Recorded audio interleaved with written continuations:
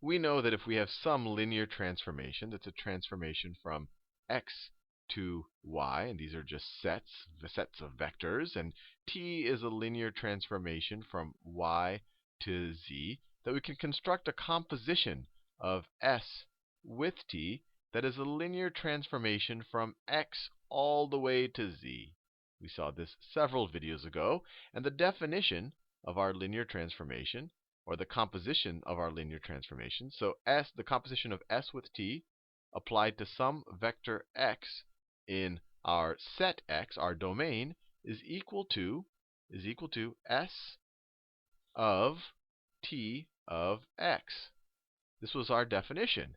And then we went on and we said, look, if S of x can be represented as the matrix multiplication A x, the matrix vector product, and if t of x can be represented, or the transformation t can be represented as the product of the matrix B with x, we saw that this thing right here, which is, of course, if we just write it this way, this is equal to A times t times x, which is just bx. We saw in multiple videos now that this is equivalent to, by our definition of matrix products, this is equal to the matrix AB, right? When you take the product of two matrices, you just get another matrix. The product AB times x. So you take essentially the first linear transformation in your composition, its matrix, which was A, and then you take the product with the second one. Fair enough. All of this is review so far. So let's take three linear transformations. Let's say that I have the linear transformation h, and when I apply that to a vector x, it's equivalent to multiplying my vector x by the matrix A. Let's say I have the linear transformation g. When I apply that to a vector x, it's equivalent to multiplying that vector. There should be a new concept called a vectrix. It's equivalent to multiplying that vector times the matrix B. And then I have a final linear transformation f. When it's applied to some vector x, it's equivalent to multiplying that vector x times the matrix C. Now, what I'm curious about is what happens when I take the composition of h with g. I take the composition of h with g, and then I take the composition of that with f. And then I take the composition of that with f. These are all linear transformations. And then I apply that to some vector x. And then I apply that to some vector x, which is necessarily going to be in the domain of this guy. I haven't actually drawn out their domain and codomain definitions, but I think you get the idea. So let's explore what this is a little bit. Well, by the definition of let's go back. By this definition right here of what composition even means, we can just apply that to this right here. So we could just imagine this as being our S. If we imagine this was our S, and then this is our T right there, then what is this going to be equal to? If we just do a straight up pattern match right there, this is going to be equal to S, the transformation S applied to the transformation F applied to X. So S is h of g. So it is h, or I shouldn't say h of g, the composition of h with g, that is our S. And then I apply that to f applied to x. F is our t. I apply that to f applied to x, just like that. Now, what is this equal to? Now we can imagine that this is our x. If we just pattern match according to this definition, that this is this guy right here, that this is our t, and that this is our s, and so if we just pattern match here, this is equal to what? This is just straight from the definition of a composition. So it's equal to S is our h, so h of t, which in this case is g applied to x. But instead of an x, we have a whole, this vector here, which was the transformation f applied to x. So g of f of x. That's what this equal to. The composition of h with g, and the composition of f with h, the composition of h and g, all of that applied to x, is equal to h of g of f of x. Now what is this equal to? What is this equal to? Well, this is equal to, I'll do it right here. This is equal to h, the transformation h applied to, what is this term right here? I'll do it in pink. What is this? That is the composition of g and f applied to x. You can just replace s with g and f with t, and you'll get that right there. So this is just equal to the composition of g with f applied to x. That's all that is. Now, what is this equal to right there?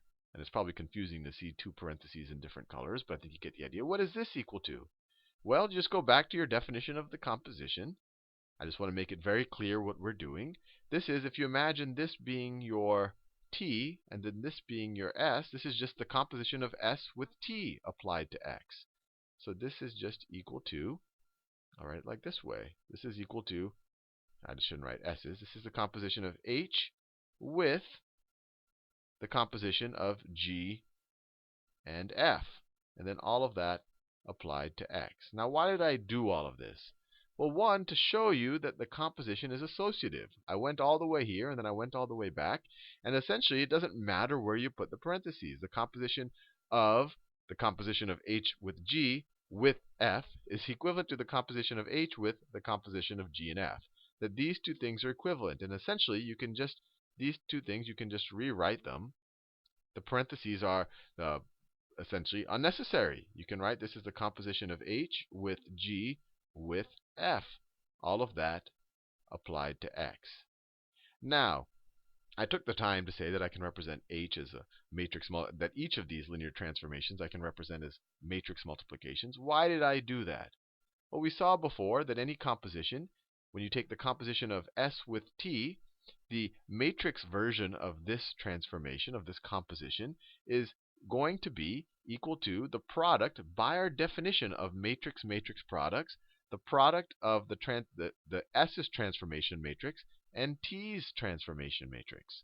So what are these going to be equal to?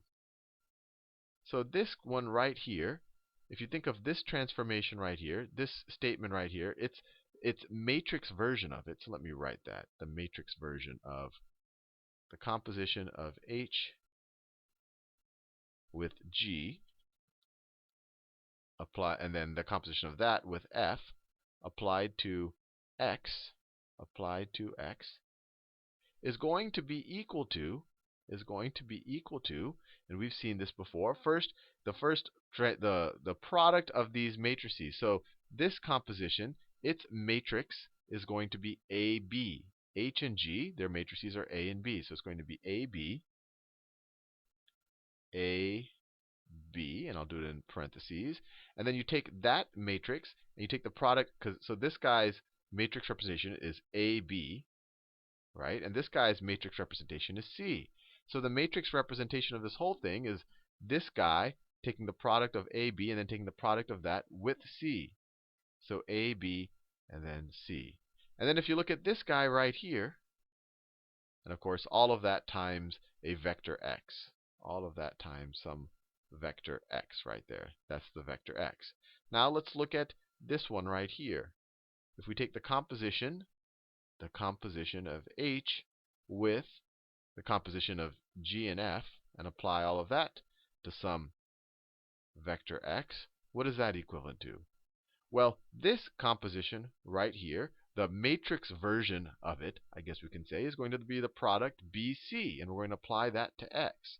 So we're going to have the product BC, and then we're going to take the product of that with this guy's matrix representation, which is A. And we've shown this before. We never showed it with 3, but it extends. I kind of showed it extends. You can just keep applying the definition. You can keep applying this property right here, and so it'll just naturally extend, because every time we're just taking the composition of two things. Even though it looks like we're taking the composition of 3, we're taking the composition of two things first here, and then we get its matrix representation, and then we take the composition of that with this other thing. So the matrix representation of the entire composition is going to be this matrix times this matrix, which I did here. Similarly, here we take first the matrix, the composition of these two linear transformations, and their matrix representation will be that right there. And then we take the composition of that with that. So the entire matrix representation is going to be this guy's matrix times this guy's matrix. So A times BC. And of course, all of that applied to the vector x. Now, in this video, I've showed you that these two things are equivalent. If anything, the parentheses are completely unnecessary. And I showed you that there. They both essentially boil down to h of g of f of x. So these two things are equivalent. So we could say, essentially, that these two things over here are equivalent. Or that AB, the product AB, and then taking the product of that matrix with the matrix C is equivalent to taking the product A with the matrix BC, which is just another product matrix. Or another way of saying it is that these parentheses don't matter, that all of these is just equal to A, B, C. Or this is just a statement that matrix products exhibit the associative property. Associative property. It doesn't matter where you put the parentheses. And sometimes it's confusing in the word associative. It just means it doesn't matter where you put the parentheses. Matrix products do not exhibit the commutative property. We saw that in the last video. We cannot, in general, make the statement that AB is equal to BA. We cannot do that. And in fact, in the last video, I think it was the last video, I showed you that if AB is defined, sometimes BA is not even defined. Or if BA is defined, sometimes AB isn't defined. So it's not commutative. It is associative, though. In the next video, I'll see if matrix products are actually distributive.